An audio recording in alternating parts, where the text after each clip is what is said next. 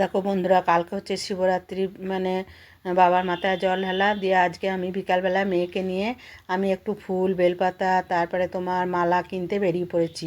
তা মেয়েই নিয়ে যায়। এবারে আমার কি মন হলো যে আমি যাই, দিয়ে হাজবেন্ড আমি আর মেয়ে বেরিয়ে এসেছি। দেখো দিয়ে আমি ফুল বেলপাতা আর তোমার মালা কিনছি। দিয়ে ভদ্রমহিলা বলছে বেললাম, আমি যে না না এই মালাই নিই।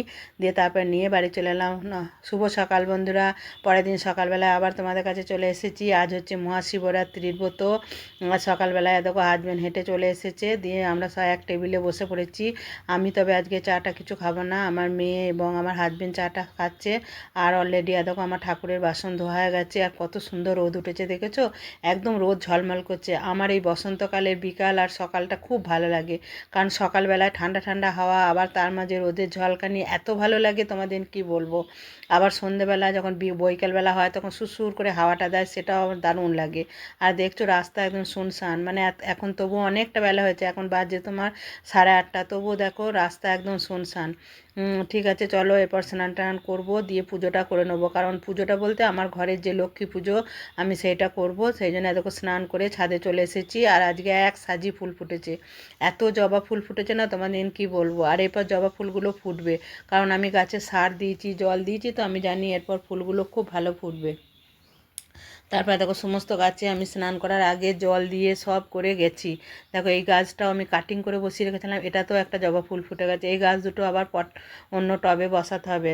বসাবো দেখি একটু, মানে সময় যেদিন পাবো। সময় পাচ্ছি না বলে কিছু করতে পারছি না, জানো তো। এতদিন আমার গিনি ছিল তো, দিয়ে আমি না কিছু করতে পারছিলাম না। গিনি পরশু দিনে চলে গেছে, সেই ভিডিওটা তোমাদের দেওয়া হয়নি, এর পরের ভিডিওতে দেবো। কারণ ভিডিওটা করে রেখেছি শিবরাত্রিটা আজকে বলে, আজকে আমি শিবরাত্রির ভিডিওটাই দিলাম। দেখো আমার এক সাজি ফুল ফুটেছে একদম।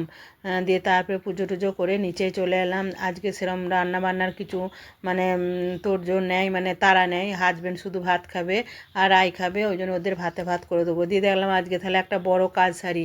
দিয়ে দেখো র্যাকগুলো ঢাকা নিচ্ছিলাম, এই ব্ল্যাঙ্কেটগুলো। দিয়ে এইগুলো সব আমি সেই ভ্যাকুম ক্লিনারটা কিনেছিলাম, দিয়ে এইটা আমার এই বিছানা এসব সব পরিষ্কার করা যায় জানো তো। দিয়ে আমি দেখলাম হাজব্যান্ডও রয়েছে, মেয়েও রয়েছে যখন, আর এটা না ধরলে হয় না জানো তো। মানে একা একা করলে না চ্যাপ করে ধরে যাচ্ছে, মানে লেগে যাচ্ছে। টান টান করে ধরবে, আর এরকম ঘষে ঘষে দিলে না সমস্ত ধুলো বেরিয়ে যাচ্ছে একদম। তোমরা নিজেরাই দেখে দেখো পরিষ্কার কী পরিমাণে হচ্ছে, মানে একদম উজ্জ্বল লাগছে এখানটা দেখতে, দেখেছো। দিয়ে হাজব্যান্ড এই ধারটা ধরলো, বড় মেয়ে এক ধার ধরে আছে, দিয়ে আমি পুরো মানে হাত ব্যথা হয়ে যাচ্ছে জানো তো। তবুও নিজের ঘরের করা তো, আগের বারে 3টে র্যাক কাচিয়েছিলাম জানো তো। এখানে একটা মানে ওই যেখানে র্যাকগুলো কাচে, মানে কি বলবো এগুলোকে, ওই ধূপাদের যেগুলো কাছে গো, কি বলবো ভুলেও যাচ্ছি।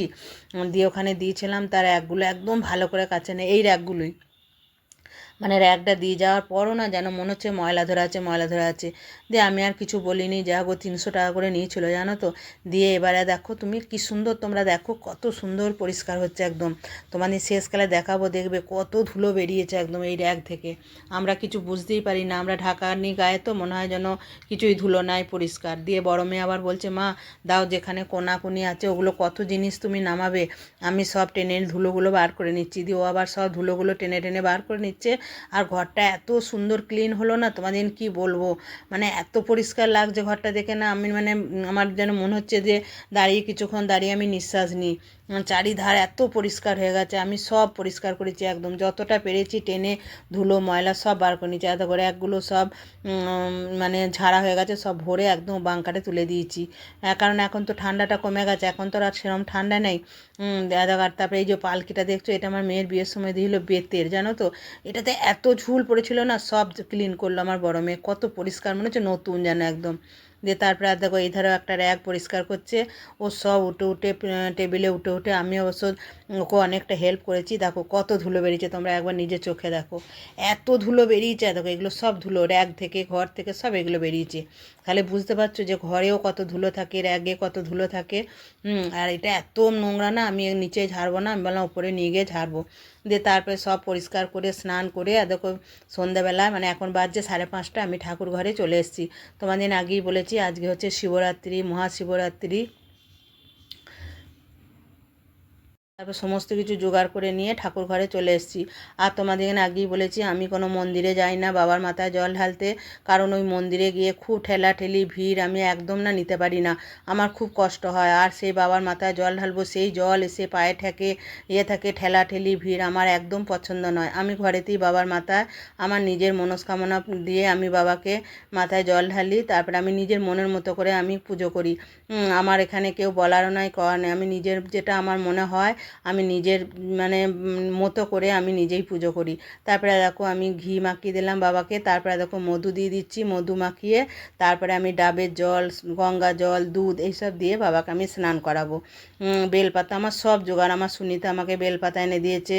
তারপরে তোমার দিনবেলা কালকে আমি সন্ধ্যাবেলায় বেরিয়েছিলাম, দিয়ে আমি বেলপাতাটা কিনে নেই, আমি ফুলের মালা, তারপরে তোমার সমস্ত কিছু আমি কালকে কিনে নিয়ে এসেছি। আর ফল টল সব কালকে আমি কিনে নিয়ে এসেছি। আমি দেখলাম না আমি ঘরেই আমি বাবার পুজো করব, আমি ওই ভিড়ভাট্টা যাব না। আর এখানে দু জায়গা শিব বাবা মহাদেবের এই আমার পাড়াতেই আছে, তোমাদেরকে দেখিয়েছি, সেই আমি চাদর দিয়েছিলাম, মেয়ে চাদর এনেছিল কাশ্মীর থেকে দিয়েছিলাম, দেখিয়েছিলাম। আমার বাড়ির কিছুটা দূরেই আছে, কিন্তু আমি যাই না।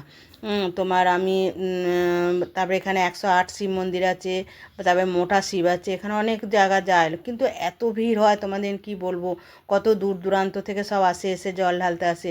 হ্যাঁ, তোমরা বলবে তাহলে আমি কেন যাই না, আমি তোমাদের প্রথমেই বললাম আমি ভিড়ভাট্টা একদম পছন্দ করি না। ওই গিয়ে ঠেলাঠেলি ভিড়ভাট্টা আর সন্ধে হয়ে যাবে, আমার একদম না ঠিক ভালো লাগে না। আর আমার সন্ধ্যাবেলা কোথাও বেরোতে ইচ্ছাও যায় না। যাই হোক, চলো দেখো ফুলের মালাগুলো কিন্তু একদম টাটকা, হ্যাঁ, বাসি কিছু নয়। ওই ঠাকুমাটা কিন্তু নিজেই বললো, মা তুমি নিয়ে যাও, তুমি ঠকবে না, ফুলের মালাগুলো কিন্তু একদম টাটকা। দিয়ে আমি 4টে ফুলের মালা নিয়ে এসেছি, আমার আয় একটা দেবে, আমার বড় মেয়ে একটা দেবে, আর আমি নন্দীকে একটা পরিয়ে দিলাম, আর বাবা মহাদেবকে একটা পরিয়ে দিলাম। আর এই যে গাঁদা ফুলটা, এটা আমার গাছেরই গাঁদা ফুল, এখন আর ফুটছে না, দুটো একটা ফুটছে। দেখি এরপর কি করা যায়, গাঁদা ফুল তো আর পাবো না। সাদা ফুলের ডালগুলো কেটে দিয়েছি, ওইগুলো যখন ফুটবে তখন সাদা ফুলটা পাবো। আর বেলপাতাগুলো দেখছো আমার সুনিতা এনে দিচ্ছে, কালকে বিকালে এনে দিয়েছে, আমি জলে ভিজিয়ে রেখে দিয়েছিলাম, একদম টাটকা পাড়া হয়ে আছে, দেখেছো বেলপাতাগুলো। দিয়ে তারপরে আমি চন্দনও গুলে রেখেছিলাম, বাবাকে একটু চন্দনের ফোঁটা পরিয়ে দিলাম, আর ফল মূল মিষ্টি এইসব দিয়েই আমি পুজো করলাম। দেখো তোমরা মনের ভক্তিটাই আসল, কি তোমাদের প্রথমেই আমি বলেছি যে আড়ম্বরে কিন্তু ঈশ্বর সাড়া দেয় না, মনের ভক্তি দিয়ে পুজো করলেই তখন তিনি সাড়া দেন, আর তোমারও দেখবে মনটা শান্তি পাবে। আমি তো সেটাই মনে করি, ওই জন্য আমি সব সময় কি বলো তো, আমি চাই আমার মনের ভক্তি দিয়ে আমি পুজো করি। চলো তাহলে একটু কর্পূর দিয়ে বাবাকে আরতি করে নিই, তারপরে আমার পুজো শেষ হবে। আরতিটা করে নিই, করে নিয়ে, কারণ এখন তোমার পুরো শিব চতুর্দশী পড়ে গেছে জানো তো। দিয়ে আমি আরতি করে তারপর আবার বড় মেয়ে জল ঢালবে, রাই জল ঢালবে, ওরা সবাই জল ঢালবে। আমি প্রথমেই বললাম তোরা করে নে, বললো না মা তুমি আগে করো তারপরে আমরা করব। হ্যাঁ, দিয়ে দেখো আমি গোটা ফল আসলে ছোটো তো বাবা মহাদেবের ইয়েটা দেওয়ার নেই, ফল ডিশেতেই দিয়েছিলাম, শুধু একটা গোটা ফল বাবার পাশে দিলাম, কারণ গোটা ফল দিতে হয় তো, ওই জন্য একটা গোটা ফল দিলাম। ঠিক আছে, আজকে আমার শিবরাত্রি বাবার পুজো জল ঢালা কেমন তোমাদের লাগলো অবশ্যই তোমরা কমেন্ট করে বলবে। হ্যাঁ, আমার পুজো তোমাদের কেমন লাগলো অবশ্যই কমেন্ট করে বলবে। আমি তো খুব কি বলবো শান্তি করে পুজো করলাম, আমার তো মনে হচ্ছে এই শান্তির কোনো ভাগ হবে না। আমার মনে এত শান্তি করে আমি পুজো করি না ঘরে বসে, আমার খুব ভালো লাগে। আর ওই মন্দিরে যাব, সে তাড়াহুড়ো করে যাব, না হবে ভালো করে পুজো, না হবে ভালো করে জল ঢালা, একদম ভালো লাগে না জানো তো। যাই হোক, পুজো হয়ে গেল, তারপরে নিচে চলে এসেছি। আর এই সাবু ভিজিয়ে রেখেছিলাম, সাবু মিষ্টি, তারপরে আমুল দুধ কলা এসব দিয়ে মেখে, নারকেল এইসব দিয়ে মেখে আমি আর আমার মেয়ে খাবো। চলো তাহলে আজকের ভিডিওটা এই পর্যন্তই। আমার ভিডিওটা কেমন লাগলো অবশ্যই তোমরা কমেন্ট করে বলবে।